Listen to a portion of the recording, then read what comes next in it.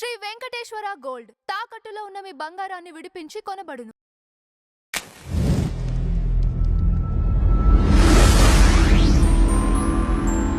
నమస్కారం. నమస్కారం. మాజీ స్పీకరు తమ్మినేని సీతారాం గారి పైన ఫోర్జరీ కేసు నమోదైనట్టుగా సమాచారం అండి. సో వాళ్ళ ఫ్యామిలీ కూడా పరారీలో ఉన్నట్టుగా తెలుస్తుంది. ఏంటి పూర్తి వివరాలు చెప్పండి. ఇప్పుడు వాస్తవంగా మనం హైదరాబాద్ లాంటి కొన్ని చోట్ల అప్రూవ్ కాని లేఅవుట్లో ప్లాట్లు కొనుక్కొని, లేదు కొంతమంది ఇక్కడ ల్యాండ్ లార్డ్లు లేఅవుట్లు చేయడానికో, లేదు కొంతమందికో భూములు అమ్మిన తర్వాత మళ్ళీ తిరిగి దాన్ని వేరే ఇంకొకళ్ళకి అమ్మి, ఇట్లాంటి కొన్ని సివిల్ డిస్ప్యూట్స్ గురించి వింటూ ఉంటాం మనం. అవును. అంటే అక్కడ నమ్మకంతో డబ్బులు పెట్టి కొనుక్కున్న వాళ్ళు మోసపోతున్నారు. కానీ ఈ తమ్మినేని సీతారాం గారి ద్వారా జరిగింది మోసం చేశాడు ఆయన.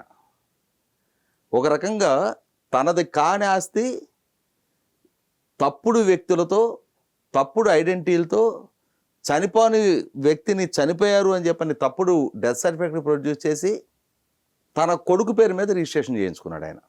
అంటే క్లియర్గా ఒక ఆస్తి మీద కన్నేసి ఆ ఆస్తి ఎలా అయినా దక్కించుకోవటం కోసం. మీరు గమనించండి, ఇటువంటిదే ఇంకొక స్టోరీ విన్నాం మనం. ఎన్డీఏ కూటమి ప్రభుత్వం పదవి బాధ్యతలు చేపట్టిన తొలినాళ్లలోనే జోగి రమేష్ కొడుకు జోగి రమేష్ అగ్రిగోల్డ్ ఆస్తులు సిఐడి ద్వారా సీజ్ అయి ఉన్నాయి. హైకోర్టు ఆక్షన్ లిస్టులో ఉన్నాయి. ఆ ఆస్తి పక్కన ఇంకొక ఆస్తి ఇతను కొనుగోలు చేస్తున్నట్టుగా ఒక సేలీడి తయారు చేయించి, తర్వాత రోజుల్లో కరెక్షన్ డీడ్ పెట్టి అగ్రిగోల్డ్ సర్వే నెంబరు ఈ నెంబర్కి వేయించి కరెక్షన్ డీడ్ చేయించి, తర్వాత ఈ ఆస్తిని వేరే వాళ్ళకి అమ్మేసి సొమ్ము చేసుకున్నారు. ఆ ఇష్యూలో ఒక విఆర్ఓ, ఒక సబ్ రిజిస్ట్రారు, ఒక సర్వేయరు, జోగి రమేష్ కొడుకుతో పాటు వాళ్ళు కూడా అరెస్ట్ అయ్యారు.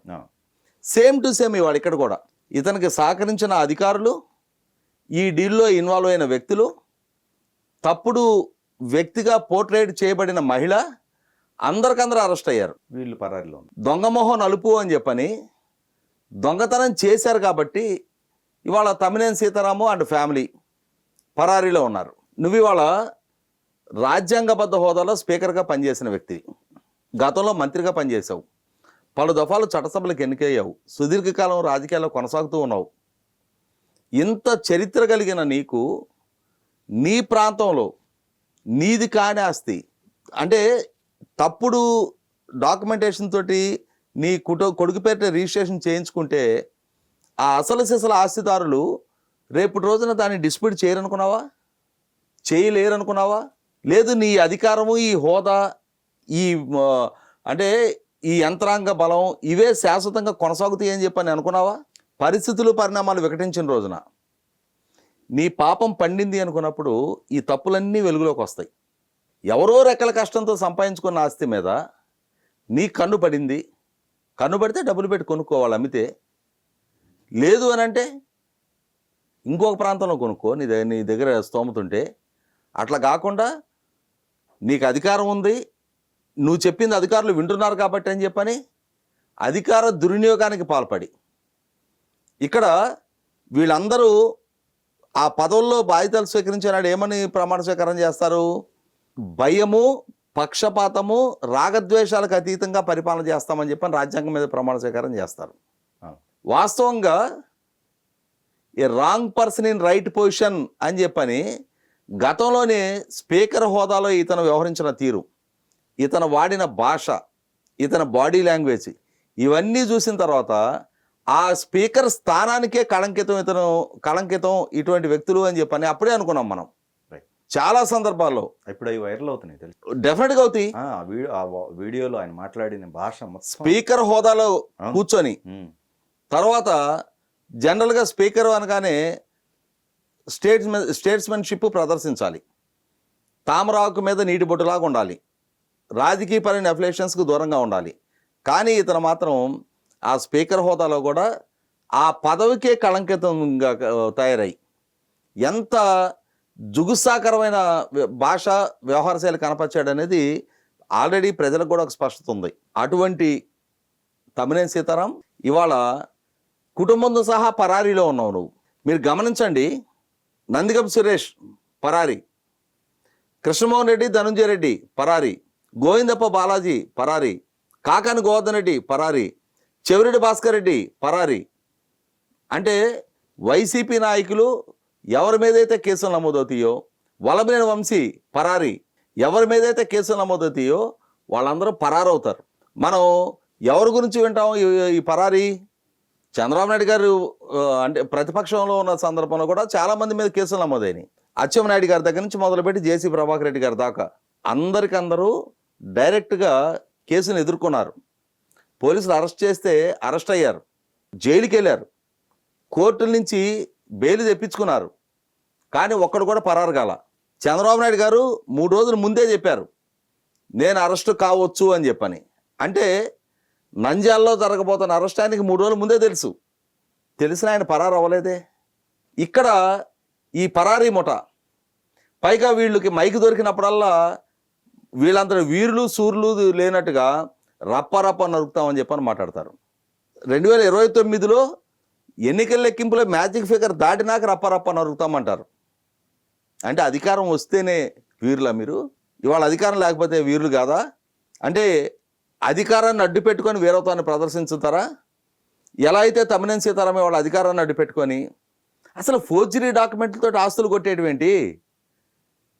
బతుకున్న వ్యక్తిని చనిపోయాడు అని చెప్పని డెత్ సర్టిఫికేట్ తయారు చేయించడం ఏంటి? అంటే నీ అధికారాన్ని అడ్డు పెట్టుకొని ఇవాళ ఈ అక్రమ భాగవతం వెలుగులోకి వచ్చింది.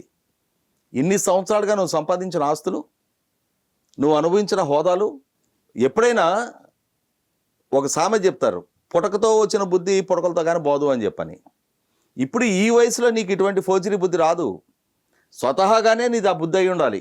కాబట్టి ఇవాళ ఈ ఇష్యూ వెలుగులోకి వచ్చిన నేపథ్యంలో ఇతను మొత్తం జీవితకాలంలో ఇతను సంపాదించిన ప్రతి ఆస్తి మీద విచారం జరగాలి. ఏ ఆస్తి ఎలా సంపాదించాడు, ఏ ఆస్తి ఎలా డాక్యుమెంటేషన్ జరిగింది, ఇవన్నిటిని వెలుగులోకి తీయాల్సిన అవసరం ఉంది.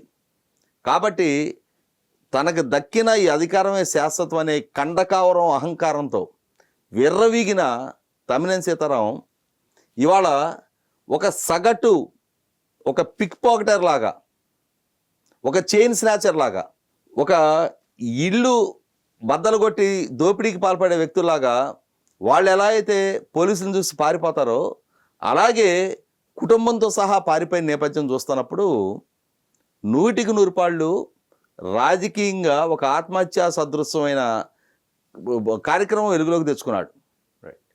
ఇవాళ నువ్వు ఆస్తి సంపాదించుకోవడానికి నీకున్న అధికారాన్ని అడ్డు పెట్టుకొని చాలా మార్గాలు ఉండేవి. కానీ నువ్వున్న ఊర్లో ఇవాళ నిన్ను నమ్మి గెలిపించిన ప్రజలు ల్యాండ్ టైటిలింగ్ యాక్ట్ ద్వారా ప్రజల ఆస్తులు కబ్జా చేయాలని చెప్పని వాళ్ళు ప్రయత్నాలు చేసింది కళ్ళ ముందు కనిపిస్తుంది. వాళ్ళు తీసుకొచ్చిన 596 జీవో ద్వారా ఎలా అయితే అసైన్మెంట్ ల్యాండ్లకి ఫ్రీ హోల్డ్ సర్టిఫికేట్ ఇప్పించాలి అని చెప్పని జీవో తీసుకొచ్చారో దాని ద్వారా లక్షలాది ఎకరాలు ఎలా అన్యాక్రాంతం చేసుకున్నారో ఇప్పటికే స్పష్టమైంది. అవన్నిటిని అధిగమించి ఇటువంటి ఒక నిస్సిగ్గుగా ఒక ప్రైవేటు ఆస్తిని కొట్టేసిన స్పీకర్లను చాలామందిని చూసాం మనం. కానీ ఇంత దిగజారుడు వ్యవహార శైలి కనపరిచిన స్పీకర్ని మాత్రం ఎప్పుడూ ఇక చరిత్రలో చూడరు. కోడెల శివప్రసాద్ గారు స్పీకర్గా కొనసాగిన సందర్భంలో ఆయన మీద ఫర్నిచర్ దొంగ అనే ఆరోపణలు మోపి ఆయన్ని మానసికంగా వేదనకు గురి చేసి చివరికి అంతిమంగా ఆయన అంటే ప్రాణాలు అర్పించే స్థితికి వైసీపీ నెట్టింది. ఆయన పారిపోవాలి. ఇవాళ ఇటువంటి స్పీకర్ వ్యవహార శైలి చూసిన తర్వాత కోడెల గారి కాళ్ళు కడిగి ఆ నీళ్లు తల మీద చల్లుకున్న ఆ రోజు ఆయన మీద ఆరోపణలు చేసిన వాళ్ళకి వాళ్ళు చేసిన తప్పులకి ప్రాయశ్చిత్తం జరగదు.